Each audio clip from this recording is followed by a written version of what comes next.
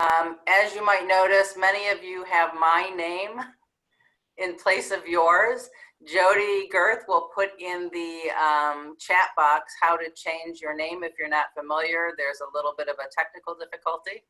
And so it looks like the wrong link went out to many of you. But we're thrilled to have you, even if you are Karen Rader.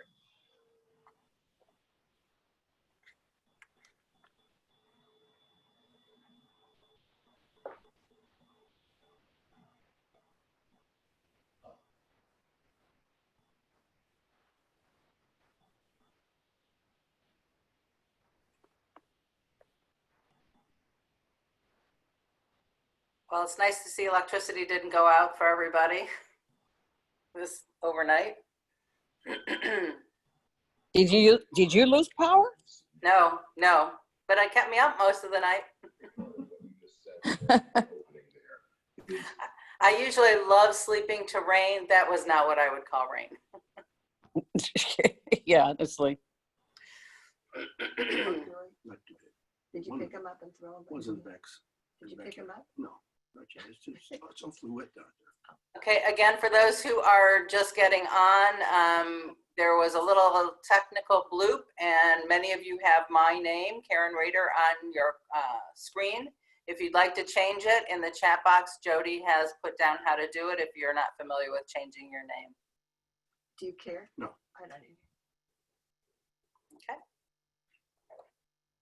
All right, 10:04. So we are going to get started. I want to welcome everybody for participating today. For those of you who don't have my name on your screen, my name is Karen Rader. I work at the Jewish Federation. And on behalf of Shema Listen and the Israel Center, I welcome you to the first of a three-part series with Avi Melamed. We're really excited to have him on the call. This is being recorded so that you can go back and watch it, or if for some reason you can't make all three of the sessions, we will be sending links and you'll have the opportunity to watch those. I want to remind everybody that today's session is 90 minutes long. So it will go from 10 to 11:30, and then our following two sessions will be an hour. We will have time for Q&A at the end. Feel free to put your questions in the chat box, and Jody Girth and I will be monitoring, and we will be able to ask the questions, and depending on our numbers, we may be able to release the mute and have you ask Avi directly. Speaking of mute, we hope that everybody will mute their calls so that we can hear Avi. He has some videos. Kathy, you are not muted. Oh, I'm going. Mute, and then we can all hear. That would be great. Thank you. So with no further ado, I want to welcome Avi Melamed. He is a strategic analyst, intelligence analyst, focusing on current affairs in the Arab and Muslim world. And we are the beneficiaries of his decades of experience in government, senior advisory, intelligence, and counterterrorism in Arab cities and communities throughout the region. So welcome, Avi. We are thrilled to have you today. Thank you, Karen. Shalom from Israel. As always, I'm very honored and thankful for the stage I'm being given to hopefully educate. I want to thank Karen, Jody, Mindy for doing this opportunity, and I'm very much looking forward to our meetings. As Karen mentioned, this is the first of three sessions, but I want to be clear about that specific session. That specific session is not about the Middle East. It's about some other issue which I believe is very, very acute and relevant in the context of the relationship between American Jewry and Israel. In my presentation today, I will try to address the unfortunate fact that Israel unfortunately become more and more divisive issue in the discussion within American Jewry. Now, before we go into that, and I'll share with you my observations, I want to be very clear about it. I'm not criticizing any kind of outlook. I'm not here to advocate any kind of outlook. I'm rather here trying to offer what I believe, based upon years of experience, what I believe are valid and valuable observations that are significant for creating a different kind of discussion and hopefully much more productive discussion regarding that issue. So I hope that my words and my observations will be looked in that context. So after this short presentation, let us start. And I like to start with story. I like stories. A couple of years ago, I was invited to an event in some community in the States. It was done in the house of the one of the leaders of the community. It's a very established community, and the person is a very well-known, respected leader. And the event was intergeneration discussion. The father was sitting on the couch with his son. There were like some 40 people attending this session.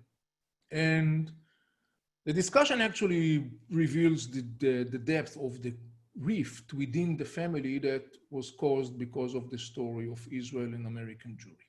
Long story short, the father is a warm, passionate, religious guy that basically raised his kids to be pro-Israel, Zionists, and so on. The son, one of his sons, went to a very well-known university in the States.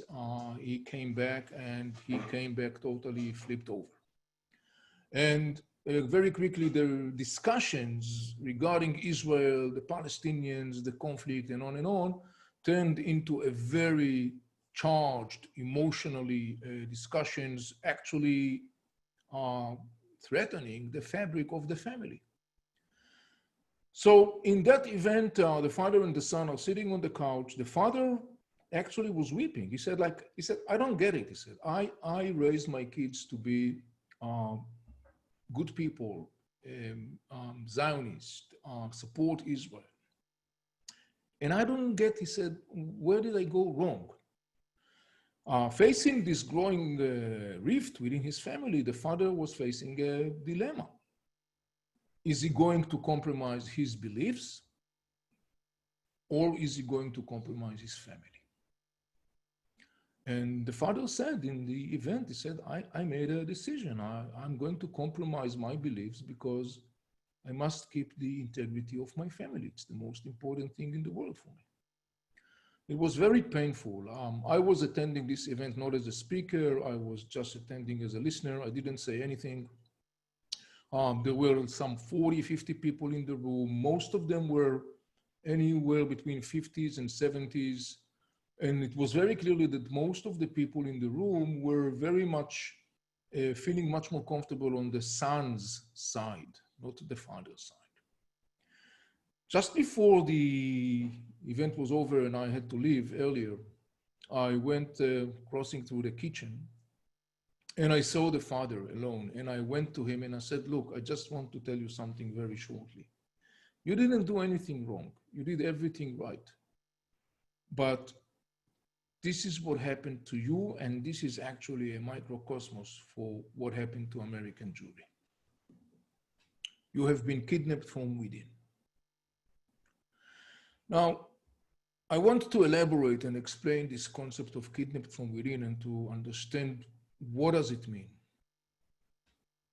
When I'm saying kidnapped from within, I'm actually saying that there are two major sources or causes that coincide, and not by chance, that actually results in this major challenge within American Jewry.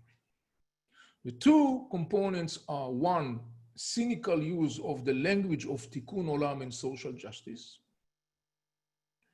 And the other one is a systemic educational flaw, truth decay, that actually took place within the educational system in the West and in the US particularly. Now, let me elaborate a little bit about these two components and see how and why do they interact, and how and why do they particularly are harmful to American Jewry, to the point I'm saying American Jewry was kidnapped from within. Let me start with the issue of the cynical use of the language of Tikkun Olam and social justice. I'm going to show you that. These are quotes from some pro-Palestinians and anti-Israeli organizations operating in the States, both Palestinians and non-Palestinians. They are part of what is known as the BDS movement, which I'm sure that you have heard of. And if you look at the quotes and read some of the citing that I'm bringing to defend and advocate for the human rights of all Palestinians. This is a quote from the mission statement of Free Palestine movement.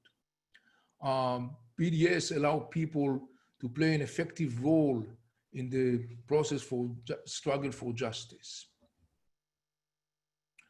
Look at this quote, that actually quoting Elie Wiesel, to promote the cause of justice and speak out against oppression. Keep in mind what Elie Wiesel once said, there may be times when we are powerless to prevent injustice, but there must never be a time where we fail to protest.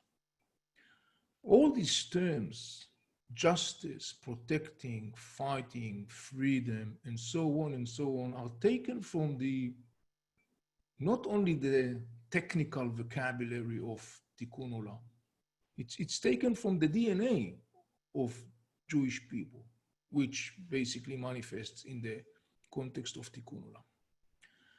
The use of that language, using those terms by those organizations, is a very sophisticated and cynical way, of course, because they basically understood very well what is the inner language of the people, of the Jews, particularly young Jews that are going to colleges and campuses and interacting with other groups.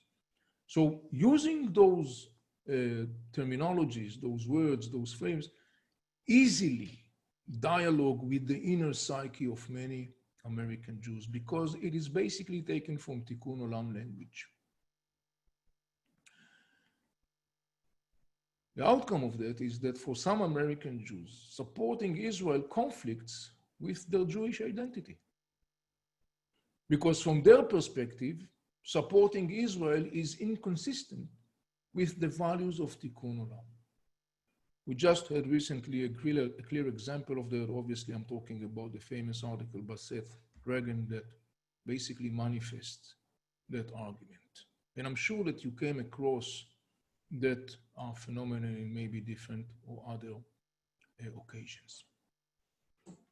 In such atmosphere, it is no wonder that what we are coming across is what I'm going to share with you right now. It's going to be very shortly. Let me just share it with you. An alumni of Jewish Day School, I was taught that what it meant to be Jewish was to unconditionally support Israel. And so many of people in my generation were taught the same thing.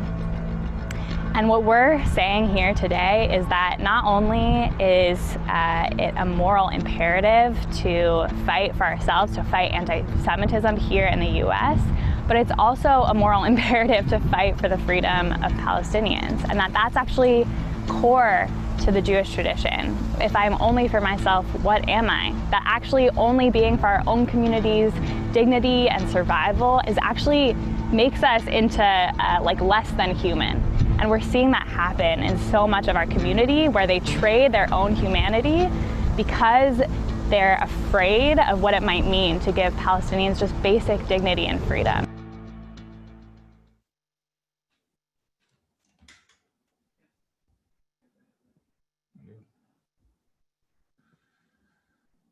So I hope that you could all see that video and hear it very clearly. Let me go back to the presentation from this point. So I want to emphasize two things that this young, wonderful lady was saying, and I'm serious about saying. First was the issue of talking about the moral imperative. And the other thing was talking about the need to enable the Palestinian freedom and so on. These are two things that repeat themselves very often in the discussion, particularly among American Jews and particularly among young American Jews. I wanted to bear those two messages that she was carrying, because later on we'll go back to that and we'll talk about it and we'll see some interesting aspect of that. However, when I was trying to decode the process that was going on within American Jewry, I realized that the issue of using or manipulating Tikkun Olam, the language of Tikkun Olam and so on, was only part of the explanation. It didn't provide me with the full understanding of what is the mechanism that is working here to create that challenge. But in 2014, I was able finally to complete the puzzle and understand it. And once again, I'm going to share with you a story. So it's 2014, it's the days of Operation Protective Edge. Right at that time, I was in Israel and I was meeting a group of students during the war. And we were standing on top of a hill overlooking down towards the Ben Gurion airport and the area of Tel Aviv. It was an interesting group of young people, students that are coming from a very prestigious university in the States, law school students, and it was an international program, meaning some of the students were Americans, some of the students were not Americans, and some of the Americans, students were Jews. So I was standing up there on that hill and I was talking about the situation on the ground, 2014. I was providing the context of the specific collision that was going on back then between Israel and Palestinian militant organizations in Hamas, in Gaza Strip. And I was providing the wide regional context and of course talking about the ramifications on the ground. As we were standing there and we were looking down towards the Ben Gurion International Airport, we could see that the incoming commercial flights actually were changing the route and they were approaching for landing from the north rather than coming usually from the west. The reason for that is that because of the danger of the rockets launched from Gaza Strip, they had to change their incoming path as they were approaching to land. And I was explaining that, and we were standing there and we saw the planes coming in. The students who were not Americans, and some of the American students, immediately understood the challenge that rockets present. It was very clear. However, there were some students, and particularly one student, and he was Jewish, who actually was kind of like trying to diminish what's going on the ground. He was trying to diminish the significance of the threat presented by the rockets. He referred to that as flying pipes that are exploding here and there in some open fields. It was very clear to me that he was unable to look and internalize and absorb the reality that we are looking at. And during the conversation, as we were engaged in the conversation, I realized that I'm looking at something very interesting and very significant. Basically, what I saw during this engagement, this encounter, this discussion, as we are standing out there on the hill, I saw that facts were totally don't matter. Context and sequence of events are irrelevant. Reality was airbrushed. I mean, it was very clear that the guy was standing there, he's looking at reality, which is a very clear reality, and he just basically was facing a sort of inner dilemma. Either he accepts the reality with whatever comes with it, or he negates that reality. It was very clear that he couldn't accept that reality. It was some sort of an inner dilemma, an inner conflict that he was experiencing, that in the end of the day, he just simply could not accept the reality. And he was actually airbrushing the facts, the reality, and so on. And the other thing I noticed was that this whole complex reality that I was talking about, not only in the context of Israel and Hamas, but also talking about the regional players that involve and the ins and outs, in his approach, that was all turned into oversimplified narratives. That was, at the one hand, very puzzling to me, but that was also a moment of aha, as we said, for me. That was the moment when I was able to actually complete the puzzle and understand what am I looking at? What is the major root of this challenge that American Jewry is dealing with? You know, in 2018, the Rand Institute published a report called the Truth Decay. And that report quotes, "Crisis of critical thinking, severe and dangerous, a threat to a policy making and democracy. Unless action is taken to restore trust in respect for facts, data, and analysis, much of the basis for the internal stability and prosperity of the United States could be at risk." I totally agree with that observation. And I would argue more than that. There is a very dangerous interaction between the fact that the language of Tikkun Olam, the values of Tikkun Olam have been manipulated, turned against American Jews on the one hand, and the fact that, as the report quotes, the whole issue of knowledge, data, facts, context is being spared. We are actually looking at a reality or educational atmosphere where a reality, a complex reality, is flattened and subject to an outlook that is made of narratives. But not only that it's made of narratives, it's made of very simplistic narratives, very shallow narratives. To a large extent, it is almost a juvenile outlook. And that combination is harmful. Is harmful to the whole communities, not only American Jews, but it's particularly harmful to American Jewry.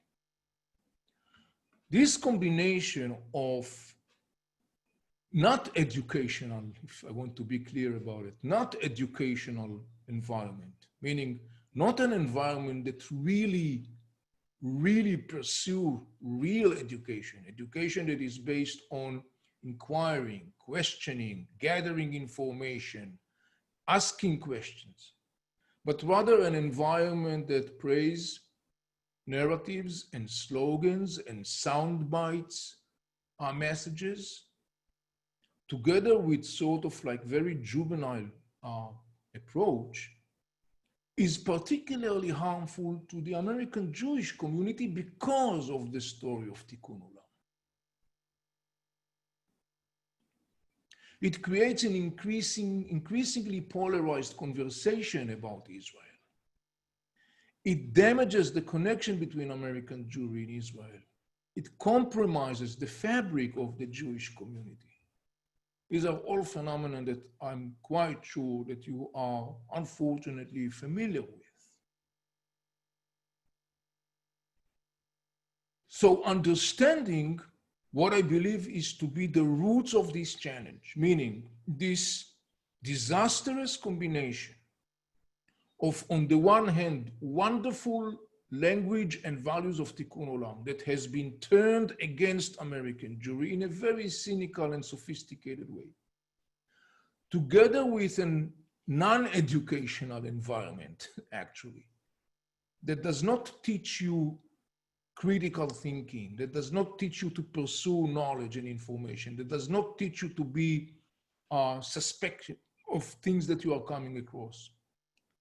When you are suffocated with an environment that information just flows in every second, and it's being flattened into sound bites and slogans and very digestible narratives, this is a very problematic and challenging combination, and particularly, I would say, to American Jews. So I was elaborating, trying to explain what I believe is the source of this challenge, because in order to be able to effectively address, you need to understand what is that you have to address exactly. What is the roots? What are the roots, the source of the challenge? So how can we effectively, and I emphasize the word effectively, address this challenge?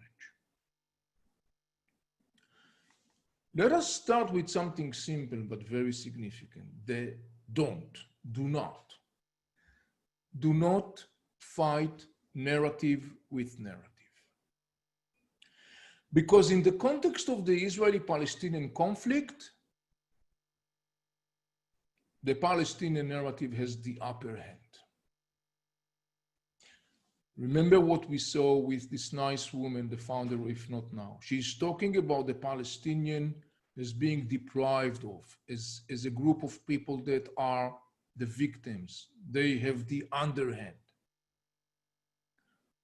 Perpetuating the narrative, the Palestinian narrative of victimhood, of underdogs, of the people that are being deprived of, and so on, is easily internalized and absorbed by many American Jews because what I was explaining before.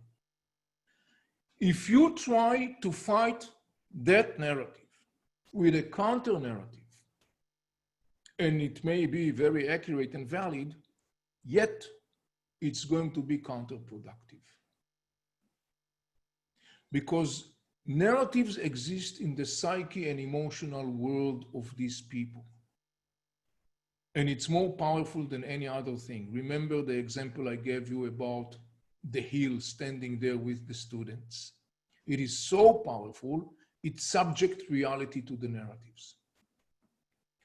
So trying to fight that narrative with a counter narrative is counterproductive. It rarely results in the outcome that you really want to get. So this is the do not. Do not fight narrative with narrative. What should you do?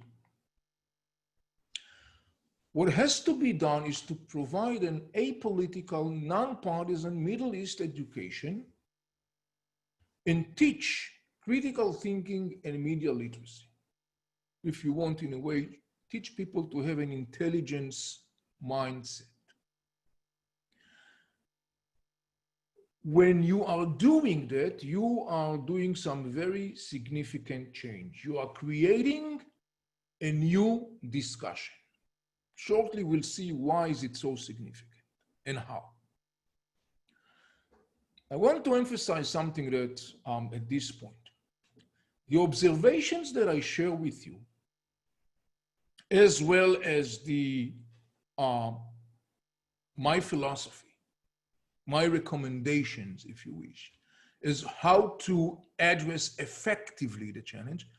All of that is based upon years and years of practical experience. It is not an academic class. It is based upon practical experience, meaning the meetings that I had with thousands and thousands and thousands of people.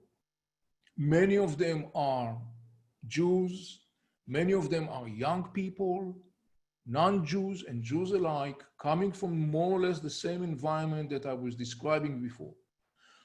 So the recommendations or observations that I'm sharing with you are based upon a very long record of practice and experience. I was talking about the issue of addressing effectively by, let me just go back and show you again, by providing an apolitical, non-partisan Middle East education and teaching critical thinking and media literacy in order to create, in the end of the day, a new discussion. Not to be locked in the same old niche, but to create a new discussion.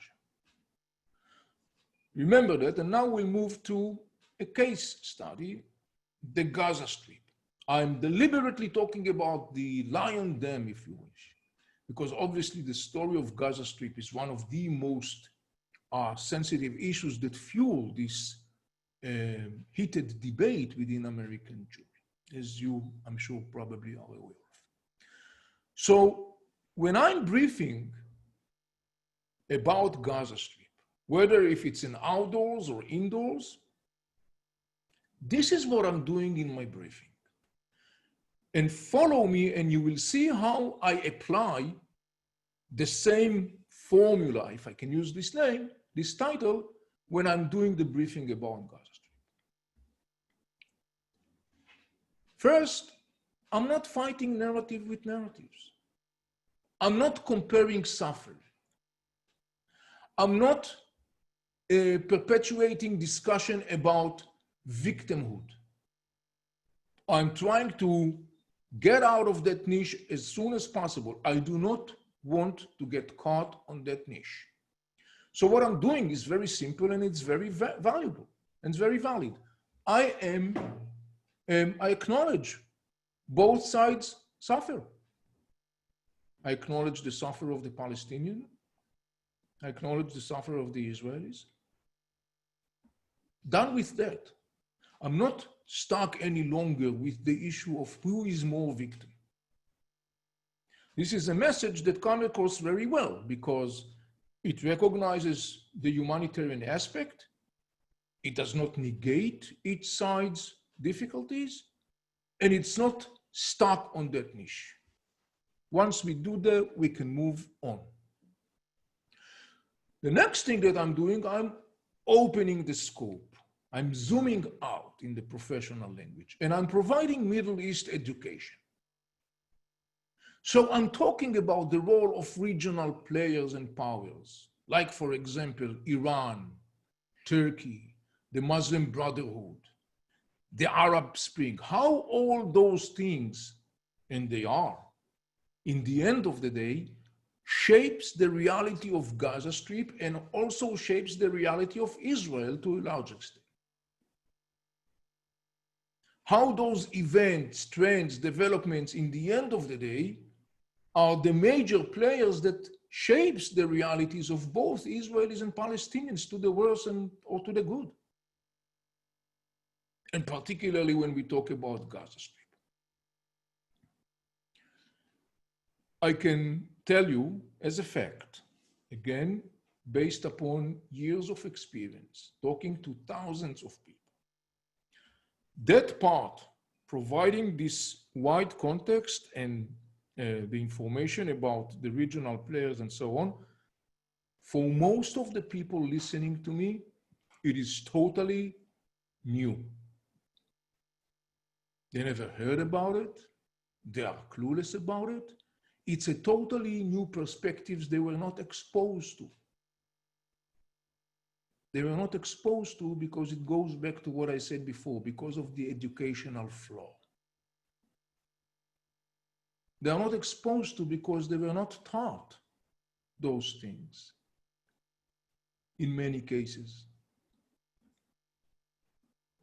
Once I'm doing that and I'm opening the scope and I'm zooming out and people see the wide perspectives, this is already the beginning of a change.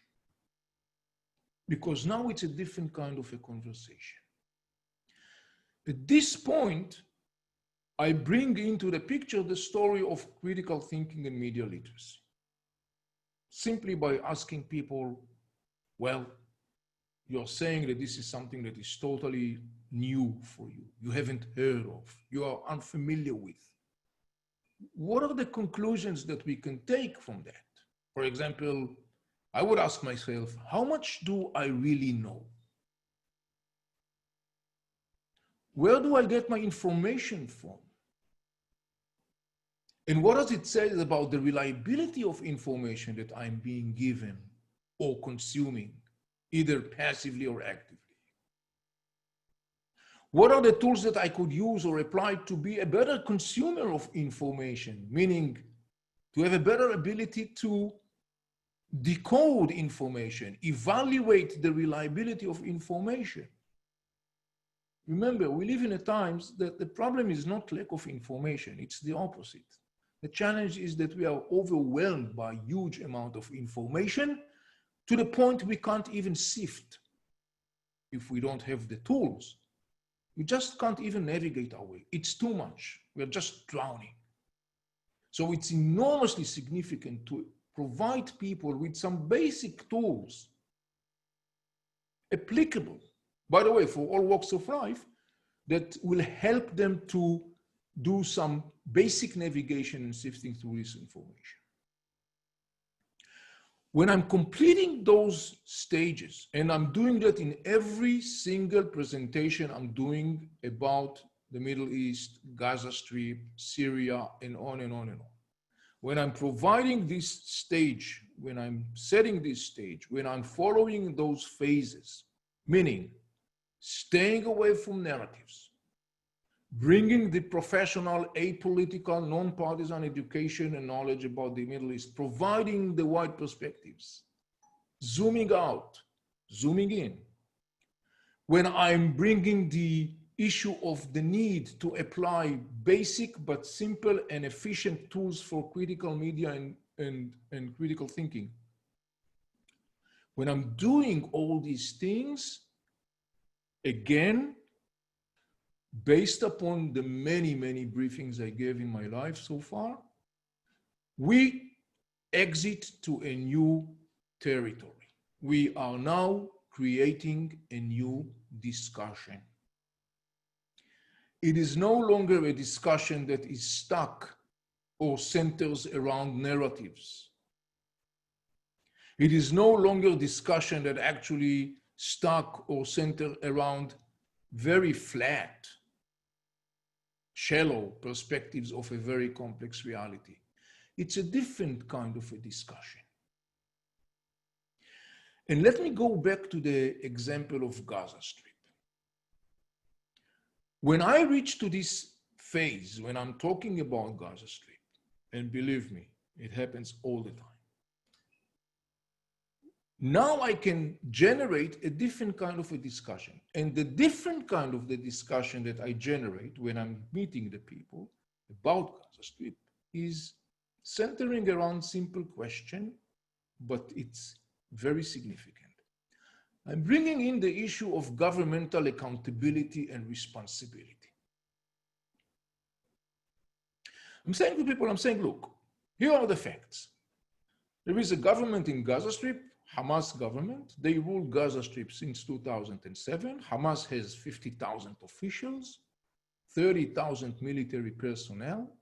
They have armed forces, they have security forces, they charge taxes, they legislate laws, they are providing civil services, curriculum at schools, and so on and so on.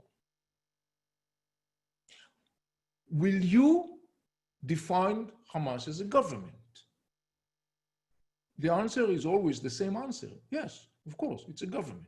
Rightly so, it is a government. And my next question is, okay, do you think government has a partial responsibility? Do you think that government is responsible only for education, but not for your security?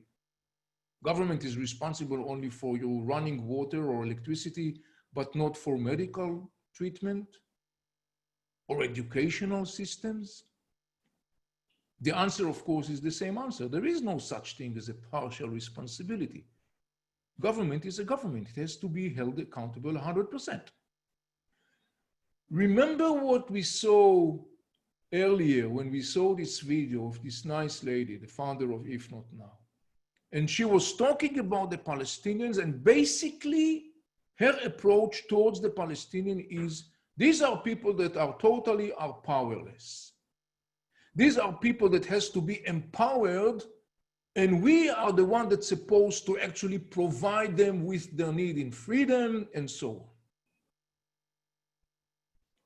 What we see here is an interesting but very significant observation.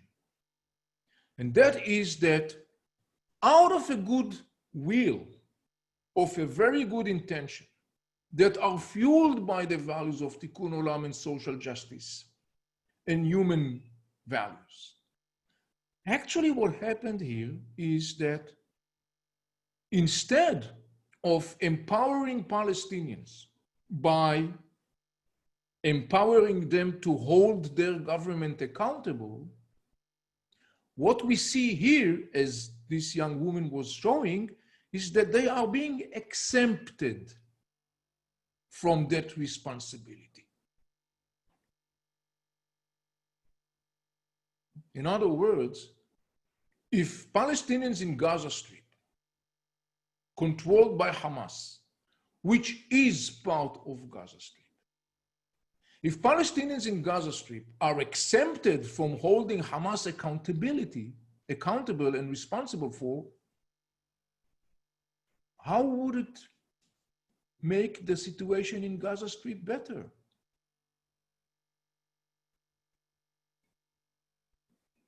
Think about the other option. Think about a message of people that says to the people of Gaza Strip and Hamas, you are the government, you have responsibility. You have to be held accountable for your failures and your doing. There is no such thing as a partial government. If you have 30,000 military personnel and 50,000 officials, you're a government. So here you have a great example of how the damage, and particularly for American Jewry, was double.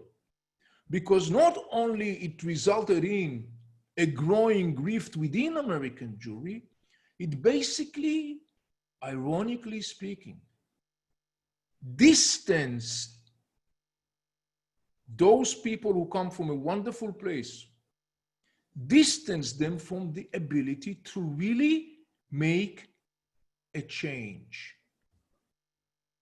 to really make Tikkun Olam.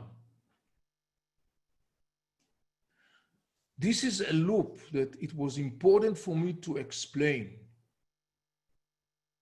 So you will see how it starts in a place fueled and motivated by wonderful, noble ideas of Tikkun Olam, wonderful young people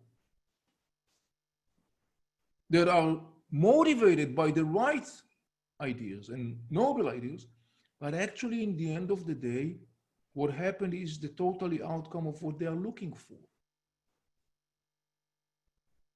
It's important to understand that loop in order to be able to change that loop.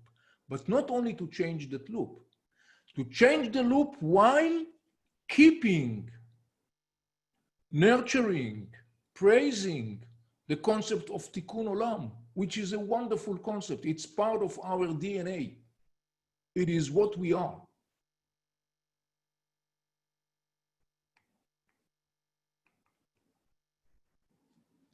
What is the impact? Or to be more, before that, I would say, why is this approach that I was describing is effective? Why is this approach that teaches about the Middle East professionally, apolitical, contextualized knowledge, data, perspectives, together with critical thinking and media literacy? Why is this approach effective? What is about this approach that makes a difference in comparison to other approaches? It changes the lenses in the sense that it allows people to be comfortable drawing conclusions that might even conflict with their narratives. Now, I want to focus on that a minute because this is essential. I want to go back to the story of the young student standing on the hill.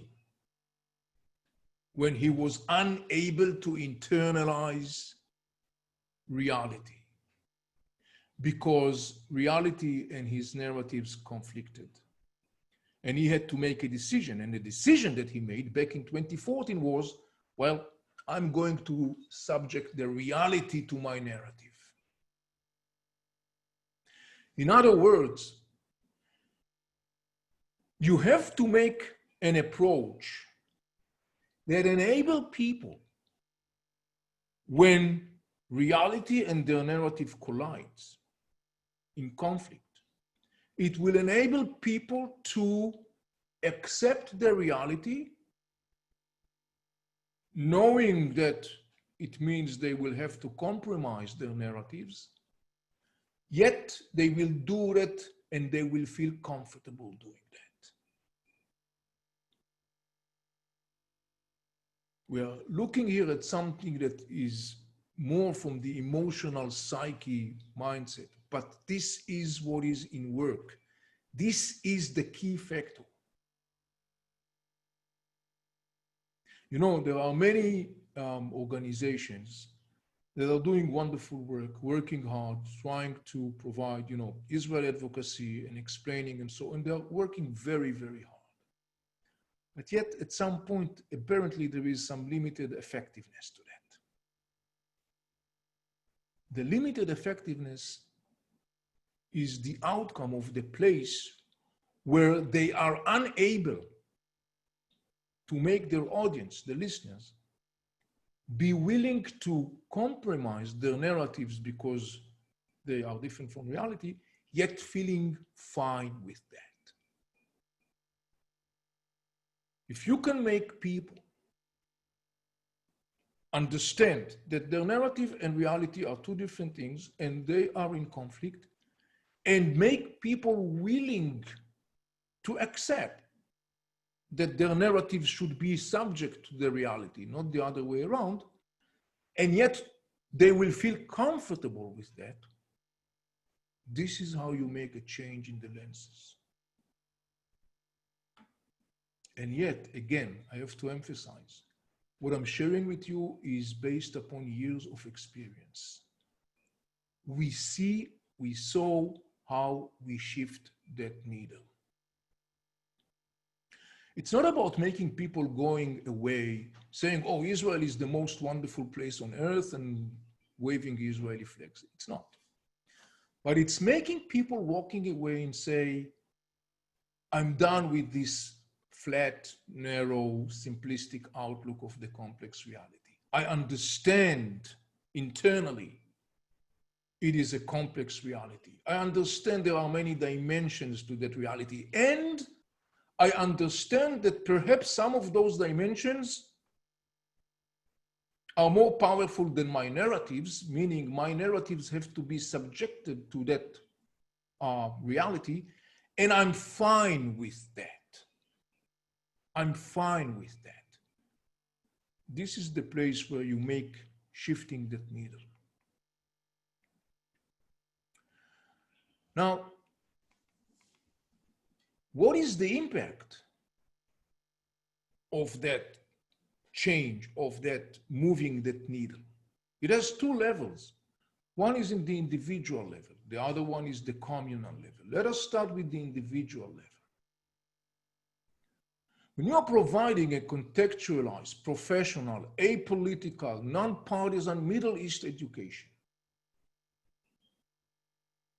and you combine that with applicable skills and tools of critical thinking and media literacy, that enables people to be more receptive of Israel's needs, not out of blind commitment or obligation.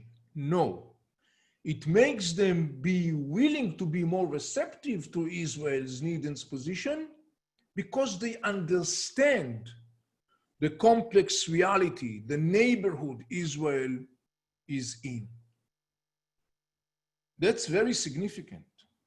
If you will ask someone to identify with a cause only because, that is shaky ground. If you ask someone to identify with a cause out of understanding, that is a totally different story. And it's not about blind commitment to Israel. There are many things that Israel should be improved in. Criticism of Israel is very welcome. It's important. We are not perfect, far from that. But once people are saying, oh, I feel that I can identify with Israel because I understand the complex reality, not because I have to, out of an obligation, this is a different story. And more important, not less important, is that when people are doing that, meaning able to identify with Israel, not out of an obligation or blind commitment, or because they were taught in a Jewish day school, or grew up in a family that is warm Zionist and passionate supporters of Israel. When people are doing that out of understanding, the other advantage of that is that they can do that, meaning identify with Israel, support Israel, not negate criticism of Israel, yet they can do that and they feel that they are not compromising their worldview and the values of Tikkun Olam. Remember what we said before earlier, that for some American Jews, unfortunately, in their perspective, Israel and Tikkun Olam are inconsistent. They can't dwell together. So here is something that makes a change in that context. And then there is the impact on the communal level. Because once you create that change individually, for the individual, that percolates to the discussion of the community. Because now when people are coming to the room, they may come from all different political walks of life. Progressives, liberals, conservatives, whatever. Democrats, Republicans, ultra-Orthodox, liberals, reforms, and so on.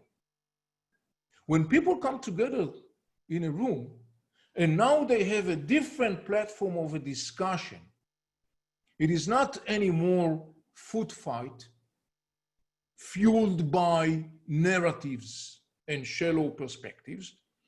It is now a different kind of a discussion that is based, sitting upon a solid base of knowledge.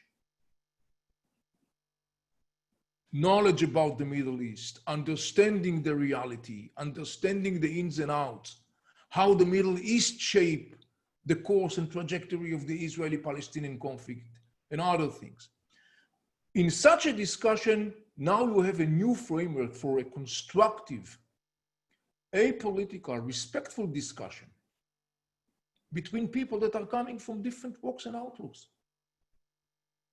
It's not about anymore your narrative is invalid, my narrative is the right one. It's not. And the ability to have a fruitful, constructive discussion that is not a food fight, discussion and conversation, strengthen the fabric of American Jewry. It reaffirms and robust the sustainable connection to Israel. Yes, Israel should be criticized for many things. Believe me, I'll be the first one to criticize my government for many things. Oh yes, we are far from being perfect. But when you come in a place where you say with all the things that has to be changed and improved, with all of those things, not negating them, I can see still the validity, the importance of Israel for my identity, my kids' identity, my grandkids' identity, for the community. When you come from that perspective, you can ensure Israel's place as a unifying, not divisive, unifying entity for the American Jewish community. And that is a process that starts and ends with education, real education. And that is the reason why it was important for me to elaborate and explain to you how education, or unfortunately the lack of real education, coincides with the issues of Tikkun Olam, resulted in this very significant challenge for American Jewry. What is important for me to take away from this session when I'm talking about it is two things. There is a way to effectively address that challenge. It's about education, real education. And the second thing is that that observation that I share with you is based upon practical experience of years of working with thousands of people, meeting with thousands of people. It can be done. The needle can be shifted in a positive and effective way, and this is our task. Ladies and gentlemen, at this point, I'm concluding my presentation, and I'll open this session for your questions. Thank you so much, Avi. Lots of food for thought. I'm going to go through some of the questions that came through the chat, and then when we're finished with those, maybe we can open it up if people have additional questions. So I will start with, how do you address the fact that, like Holocaust deniers, the pro-Palestinian refuses to acknowledge the suffering on the other side? Well, I wouldn't say it's categorically. I mean, there are Palestinians who validate the Israeli suffer. There are Palestinians who validate that. I wouldn't say it's categorically everyone. But again, as I said before, in a discussion of narratives, the narratives basically takes over. And for many people, if you are recognizing the other narrative, even partially, it's in their mind, it's like eroding their narratives. It's eroding their validity of their narrative. It erodes the moral validity of that narrative. Look, there is a direct connection between feeling of moral superiority and narratives that are basically based upon victimhood or discrimination. Here is a fact that is not an incident. It's not by chance. Many leaders of the Antifa movement in the United States are also people that are very much involved in the BDS and anti-Israel activities. And the common denominator is that they are coming from the same perspective. They think that their narrative is actually providing them with moral superiority. They own truth that is beyond any debate. And it's not by chance. It's connected one to the other. So yes, I mean, many times you come across these people who totally deny the Israeli narrative because acknowledging the Israeli narrative in their mind actually erase or erodes the sense of moral superiority. Okay, another question. Have you read How to Be an Anti-Racist or White Fragility, excuse me, or So You Want to Talk About Race? In these, you will find identical questions and answers, but focused on US race relations. Fascinating parallels. Are you familiar with those books? I'm not familiar with those books. I'm sure it's fascinating. Look, talking about the US, I was focusing mostly talking about American Jewry, but to a large extent, the challenges that the US experience today in the context of this very charged, broken, I wouldn't even say dialogue because it's not so much dialoguing right now, It has to do a lot with what I was saying before, particularly in the context of the educational flow. Remember the quote that I gave you from the RAND research, talking about how that educational flow, how the educational ground that was supposed to teach people real education, pursue knowledge, ask questions, compare, be critical, all the things that real knowledge is made of, all of those things were brushed, airbrushed in the intellectual arena in the last generation or so. And this is the bitter fruit.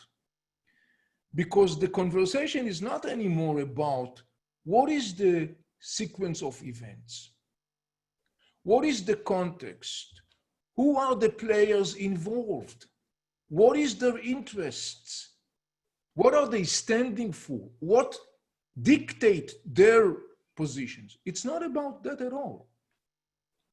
It's conversation that centers around narratives and suffocated with buzzwords and sound bites. Racism, Black Lives Matters, occupation, oppression. Because in such an environment, it's a fertile ground for these slogans. It's easily accepted. It's shallow, it's hollow, it's cozy, to be honest with you. It sounds cozy. I'm on the right side. What's the background? What's the sequence? Who is involved? Why? These are all irrelevant. They could be spared. You know, many times I come across people, intellectuals in the United States, that are making a very vocal moral judgment of Israel, where they totally have no idea. They're totally clueless. They have no knowledge who the factors that are involved. They have no knowledge about the sequence of events. Nothing. Yet they are making moral observations, and they do it in a very simple and effective way, an efficient way.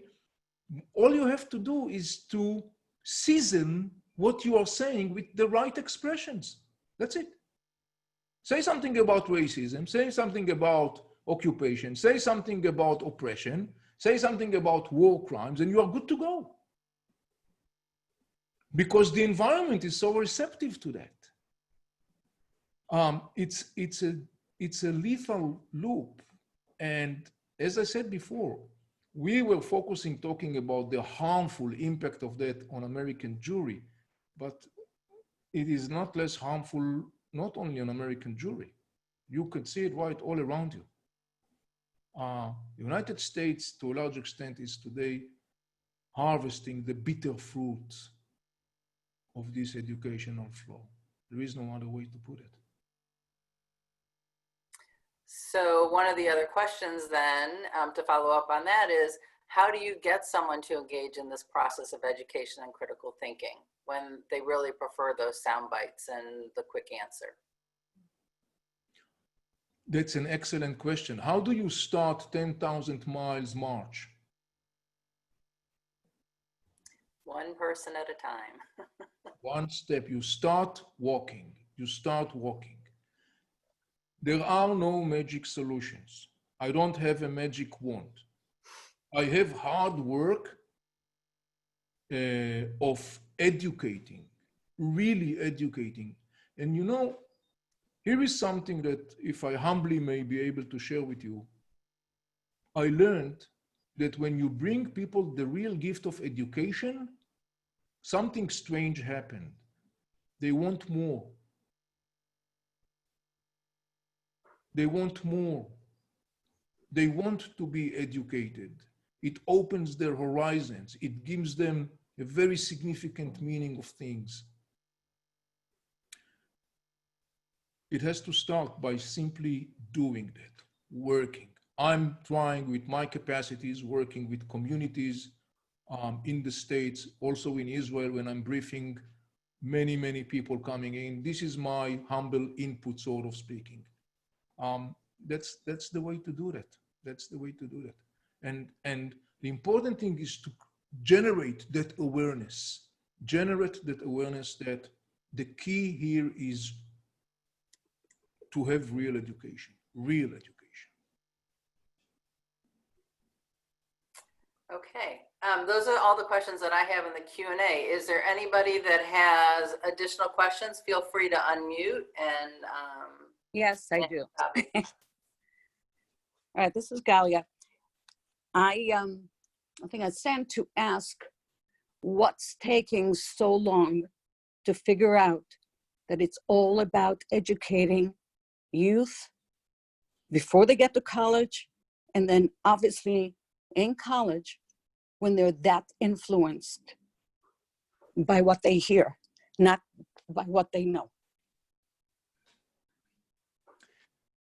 Yes, I mean, it goes back to the issue of education. You know, I've been working, and I'm working with different audience in the States. For example, I'm working with students, both Jewish and non-Jewish. I'm working with pre-college. I'm working with college. I'm working with universities. I'm also working with senior congressional staffers coming from both sides of the camp, Democrats and Republicans. And it's the same thing. I'm providing a non-partisan, apolitical education about the Middle East. And it's like rain for people in the desert. Because they don't get this information, they don't have this knowledge, they don't have this level of education. And honestly, I mean, the challenge is tripled given the fact that the communication platform and the communication mindset of people today is very much confined into sound bites and tweeting whatever you're tweeting and narrowing everything for like 140 characters. That's it, you're good to go. It's a challenge, it's a big challenge. But in the end of the day, there is no other solution. And you're right, what takes so long? Well, many things take so long, but the more significant, not less significant question is, okay, we understand it's about education. How can we change it? How can we take the steps in this long journey? I'm taking steps in my own humble capacities. I believe American Jewry, for example, has a great ability to march on that journey. And this is what I'm doing in my humble capacities, working with American communities. It can be done, and when it's being done, it makes a difference. It shifts the needle. Thank you. Any other questions? Yes, I have a question. My name is Meir Armoza. You know, most of the Jewish education in the US comes from the rabbis, also at home, but also it's leading by the rabbis. Do you think that the problem starts with the rabbis in the United States? No, I'm talking about education that has to do with Middle East, because this is my field. I'm not a rabbi. I'm not providing a rabbinic teaching. I'm talking about knowledge about the Middle East, and that's my focus. Obviously, there are different kinds of education and different fields of education, but I'm talking specifically about Middle East professional education. I think that, like any other person, including myself, of course, we are all part of something. We are not, no man is an island. We are not operating in a vacuum. And rabbis or professors or a police officer or whoever, we are all part of a system that is around us, and in the end of the day, we're interacting with that system. So I would assume that maybe the same challenges that we are talking when we are talking about Middle East education, the same challenges the rabbis are facing as well when they are dealing with rabbinical education. But my focus is not from that perspective of the rabbis. My focus is Middle East education. I do think that since the rabbi has significant role in the spiritual life of the communities and the educational aspect, I do think that it will be wonderful to synergize, to create a situation where the messages that the rabbi brings from the Jewish books cabinet, from the Jewish philosophy, from the concept of Tikkun Olam and others, Halacha and Gemara and so on, and together with contemporary education that I provide, for example, about the Middle East, I think that could be it's a win-win situation. I think it could be very significant because if you provide, as a rabbi, let's say, provide a context or teaching about Tikkun Olam and bring these wonderful values and add to that what I'm adding to that, you make this thing more holistic. You make this thing more powerful in the sense that people are not only working with Tikkun Olam values, they are also working with some better understanding of the complex reality Israel is facing, and vice versa. I mean, imagine that there was a great education about the Middle East, but there was no Tikkun Olam educational experience. So I think this is something that worthwhile thinking of in the context of American Jewry and their struggle to redefine on a solid base their connections to Israel, because in the end of the day, it is part, in my eyes, it's an integral part of American Jewry identity. Okay, thank you. We have another question. How do you address the charges of colonialism and comparisons to the British Empire?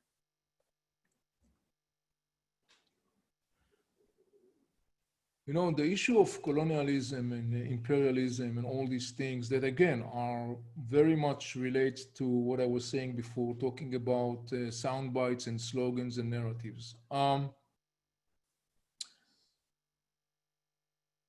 You know, I'm saying to people,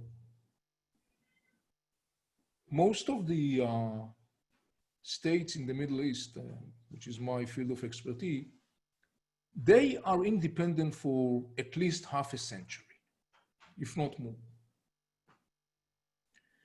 And I found it to be quite puzzling, if not to say insulting,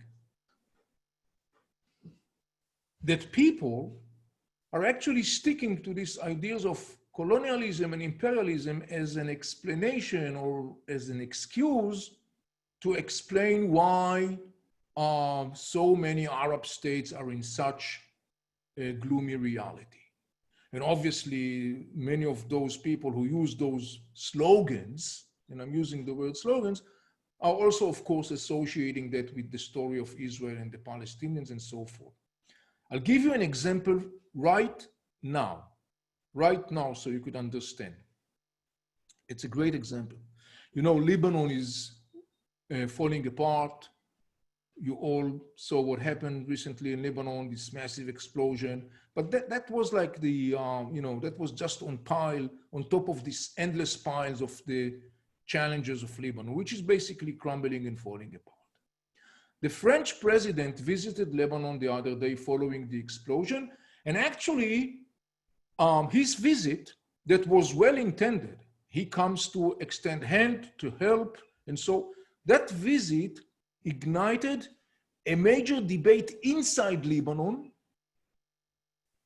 because Lebanese says, are you coming to revive the story of colonialism? Reminding you, Lebanon was back then under French control and mandate. And people in Lebanon today, people signed a petition that actually calling for France to come back and take over situation in Lebanon. But many other people in Lebanon says like, we are done with this colonialism many years ago, which is correct, at least formally. I mean, Lebanon is an independent state before Israel was independent. Lebanon was established in 1943 as a state, Israel in 1948.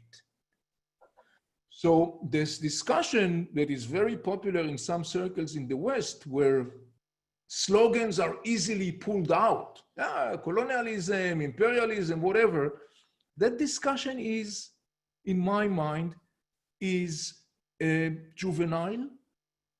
It's not dialoguing with reality, and it's harmful, just harmful, in many ways, in levels of knowledge, in a moral level, in a practical level, and that's the way I view that.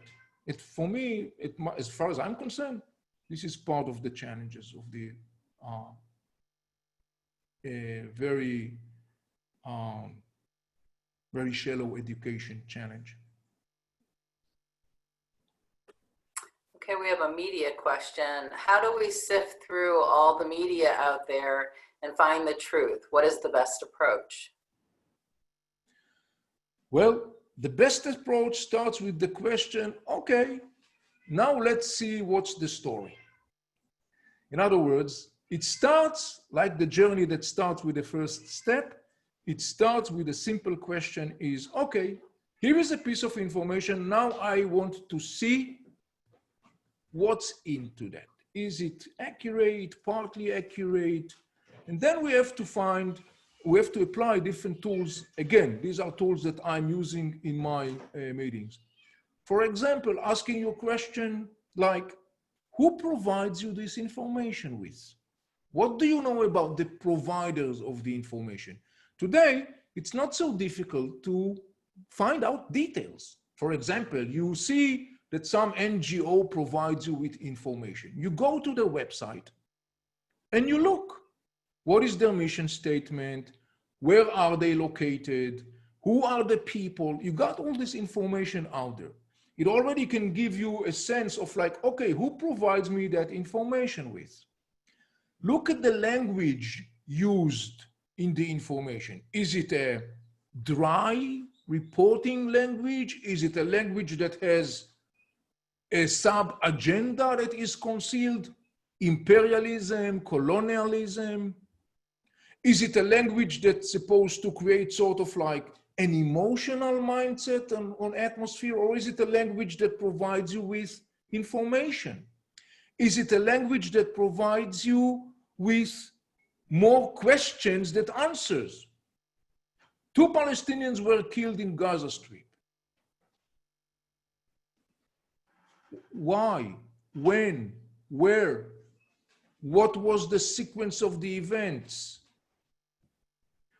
Meaning, these are examples of simple tools that we are teaching. Maybe basically providing people with those tools to enable them to be critical thinkers and to have media literacy capacities. These are simple tools, but they are efficient.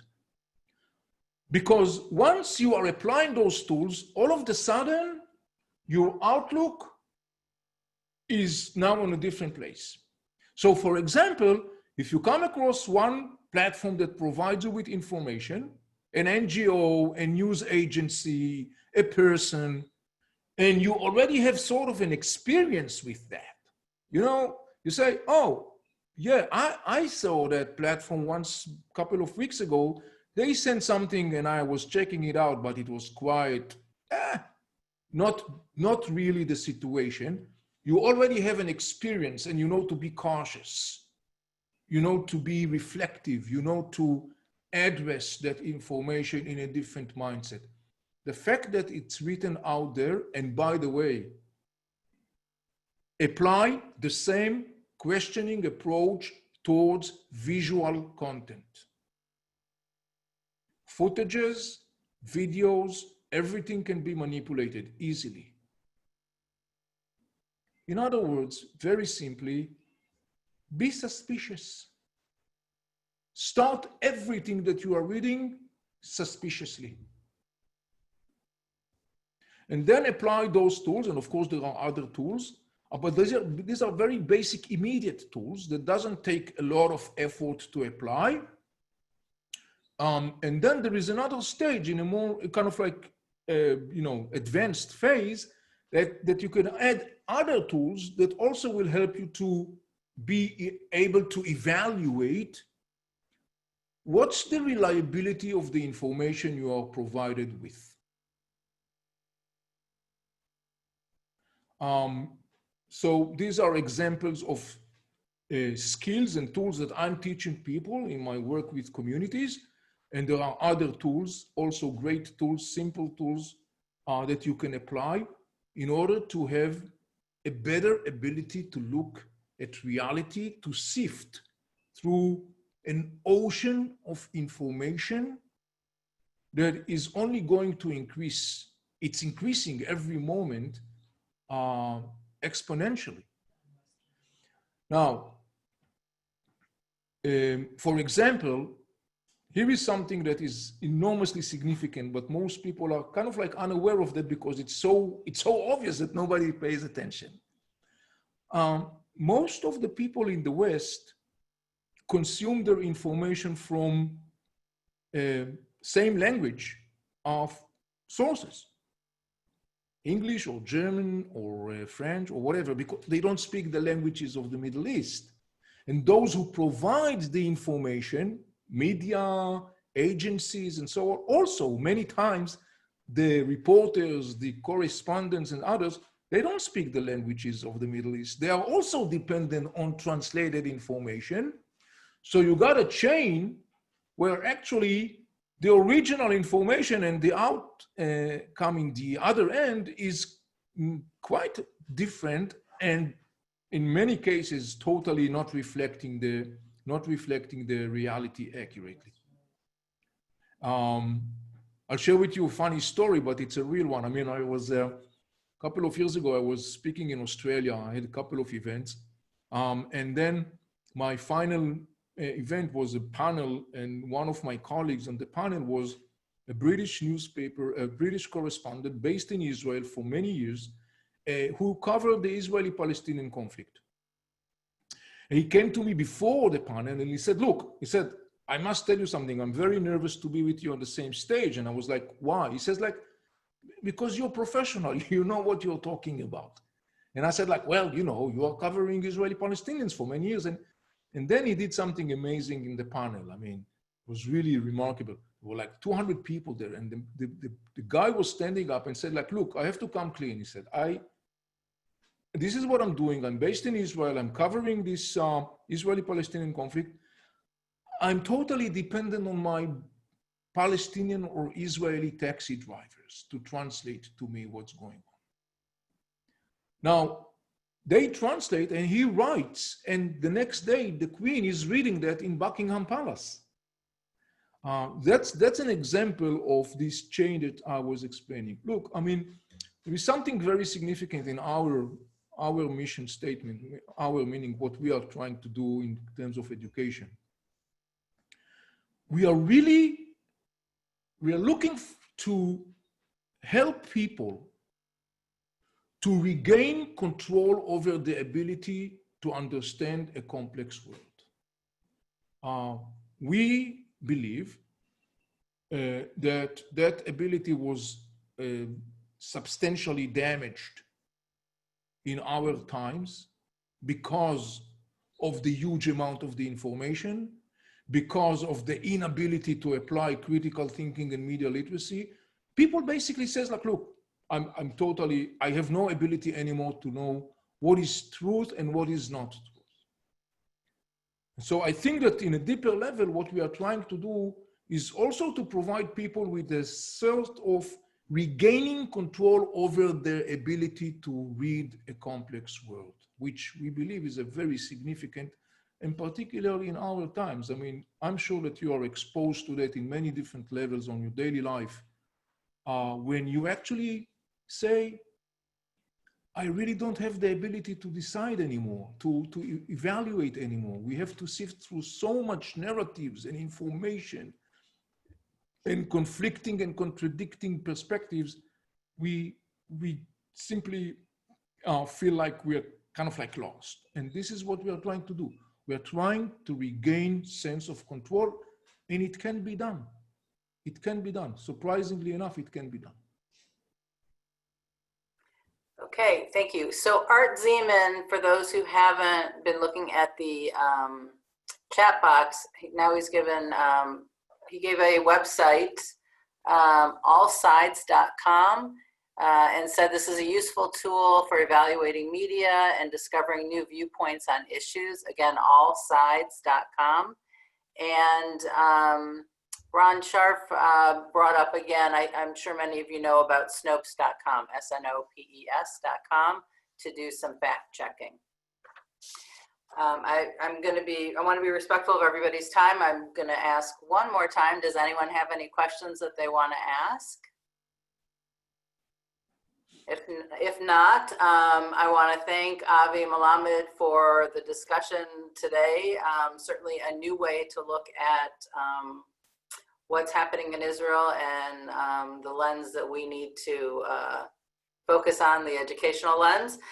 The next 2 weeks, again, will be from 10 to 11, and there will be a mini seminar of sorts about Northern Israel and the Shiite Crescent. And it should be very interesting. My understanding is Avi and his wife are going up north tomorrow to do some filming for us. Correct. And we look forward to seeing everybody next week. And thank you to all the Karen Raiders that were on the call today. Hopefully we'll get that fixed for next week. But if not, please join us as Karen. Have a fantastic week and try to stay dry this week. Thank you so much. Shalom from Israel. Thank you. Thank you. Bye-bye. Thank you, Avi. Thank you.